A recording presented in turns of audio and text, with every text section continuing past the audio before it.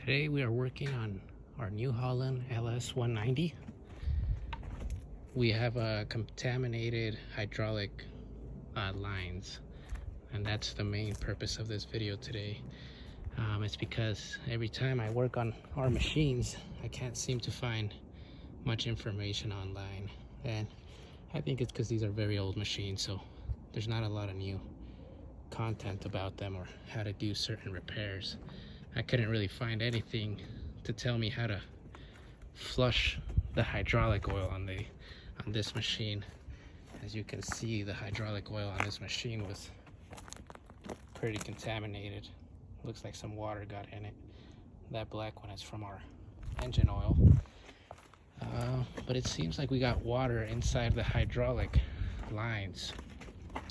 We still don't know how that water got in, but what I did figure out is, and this could be helpful for you guys to prevent this happening. Apparently, if you take all these screws off and pop this out, there's supposed to be a seal in there. And now when that seal goes bad, it lets water go through or debris.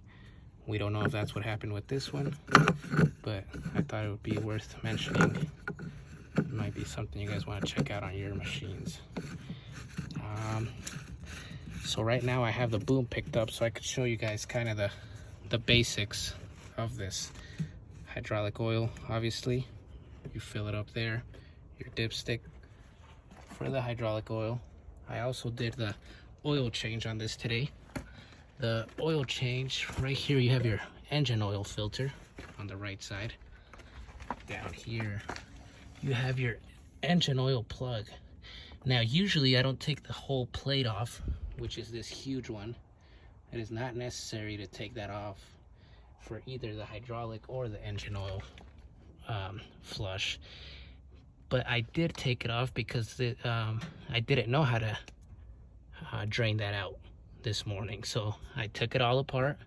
That way I didn't have to mess with it. But now that I found out how, just a disclaimer, you guys don't have to take that big plate off.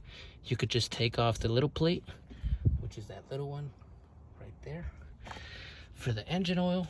And for the hydraulic oil, which I'll show you guys in a little bit, this plate you will need to take off, which is directly in the middle at the bottom of the machine. Now for the engine oil, you got the plug right there, right side, engine oil filter, and you pour in your engine oil right here, obviously. Engine oil dipstick. For the hydraulic oil, to be honest, I didn't even know we had a hydraulic oil filter. So we went ahead and got new filters. I don't know when was the last time this was changed, because it was pretty horrible getting that thing out. You can try using one of these. Didn't work out for me. What worked out for me was using a crescent wrench. Put it right here, came right out. So that's what worked for me. Right now, I'll go ahead and again, I apologize.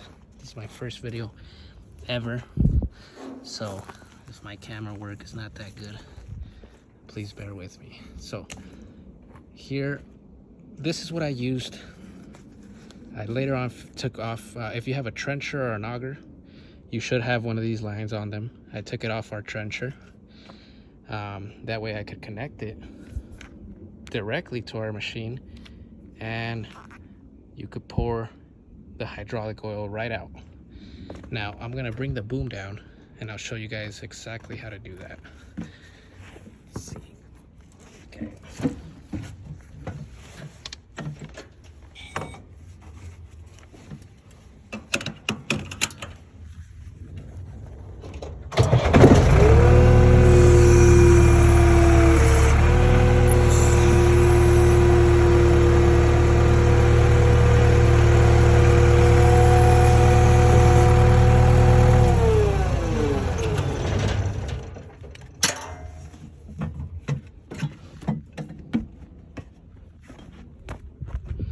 I also took these plates off. Again, I didn't know what it was going to require to get that hydraulic oil out, so that is also not necessary. But let's go ahead and show you guys how we did this first. So you connect obviously one line there. Now you have a open line to directly pour out some hydraulic oil.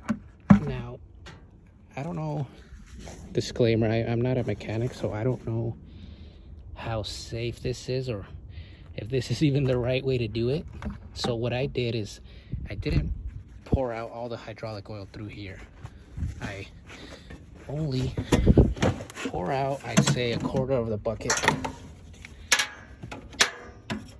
I'm not sure if it's bad for air to go in the lines or not, to be honest. So that's why I don't pour it all out through there. But I'll show you guys how I did it.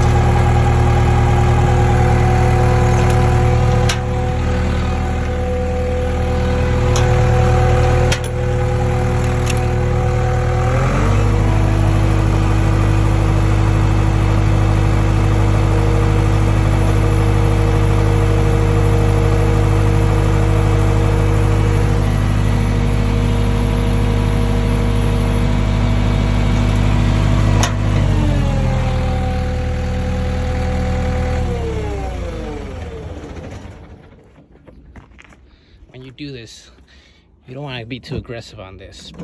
The more you push on it, the higher pressure you're gonna get. You go too hard, you're gonna get splashed everywhere. So here you can see I got about that much out.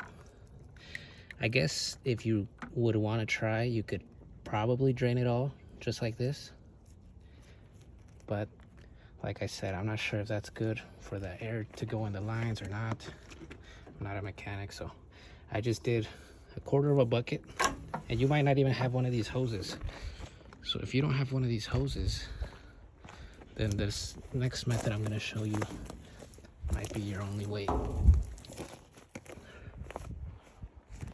And also, one of the reasons I did that was to get the hydraulic oil out of these lines. Now, how I originally did it was down here. You're gonna want a big pan because about half a bucket of hydraulic oil comes out of these things. All right, let's see. So that second plate I showed you guys, that second plate goes right in here. So that one will be necessary. Not the very huge one. The medium-sized one goes and covers all this up. So that will be necessary to take off. Right here, we're taking off a clamp.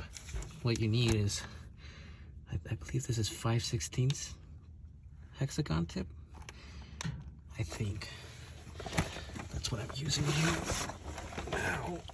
So you could get an idea of where this is. This is our hydraulic oil reservoir, the one I showed you up there, the one that has the gasket, the dipstick. This is the same one.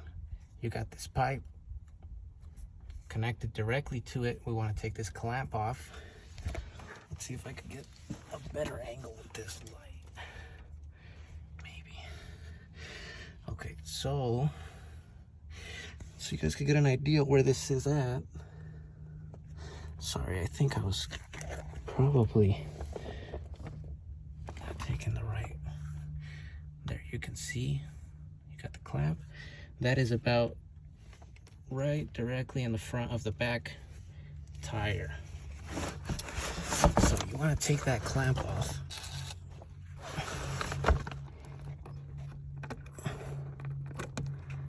You want to loosen it up quite a bit. Not the whole way, but enough so you don't have to struggle with it. Taking it out over here. You wanna go in there and push that clamp out this way. Let's see if we can get it with one hand. Let's see, there we go. Okay, so you get it out of the way.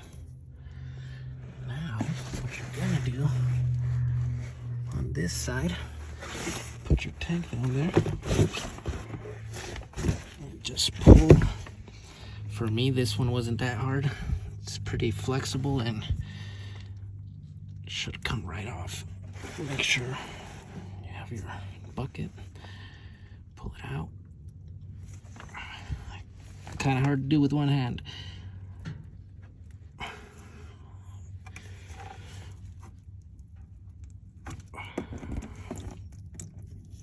Much cleaner oil we're getting now. All right, so take that out and just let it drain.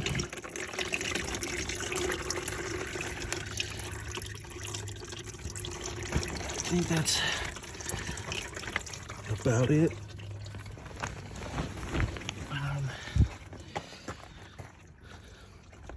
Like I said, the front, I only like taking some of it out through here. Sorry, pointing the wrong way. I only like taking about 1/4 of a bucket out through here. Again, I don't know. This is what helped me. Not sure if it's the right way to do it, but 1/4 of a bucket out through there. You can probably do the whole thing there. Not sure if it's safe or not. The rest through here. That middle plate I was talking about is this one. So if you're doing it through the bottom, you'll need to remove this one. If you're doing engine oil, you don't need to remove this huge one. Just this little one goes right there. I think that's it. If you are doing this, definitely change your oil, your hydraulic oil filter.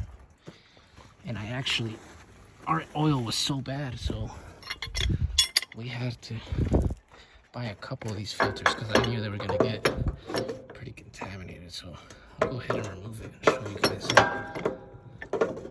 It's much easier with a crescent than with these tools. For some reason, this was really hard to get off. Let's get this here.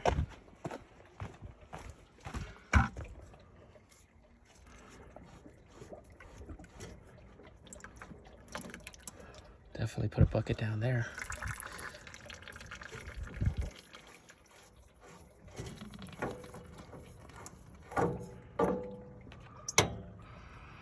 Let's see. Well, still not the best, but if you guys would have seen what came out of this the first time, it was pretty bad. Okay. We'll leave this here. I think that's it as far as this video. Hope you guys like it. Sorry it wasn't the best quality. It's my first video ever. I do work on our machines every once in a while. This is our LS190. It's a little bit different, but whenever I do work on these, if you guys like these videos, I'll try to make more. Alrighty.